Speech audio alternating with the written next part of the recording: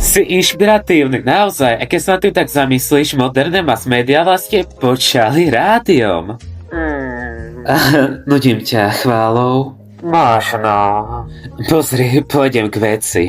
Posledné roky sme si boli fakt blízki, ľudia nás poznajú, milujú nás a s tými príchodmi nových vládcov, no, predtým, než začneš s tým si sám nováčik, viem, dobre, ale myslel som viac predom, takže je tvojou najlepšou voľbou počúvať. Počúvam, súdruh, bar má ďalšiu whisky.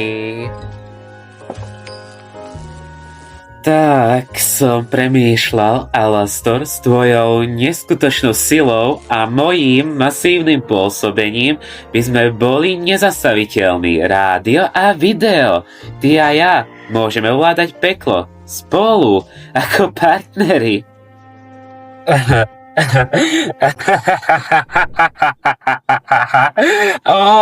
To si s tým vážny.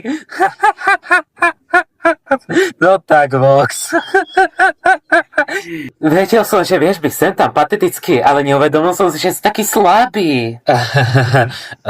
Čo? K čertu.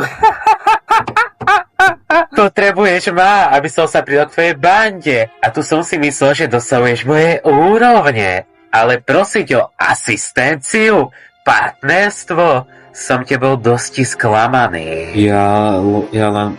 Myslel som, že sme priatelia. Priatelia? Tu v pekle nie je priateľov, Vincent. Myslel som, že je to niečo, čomu rozumieš. Aké patetické.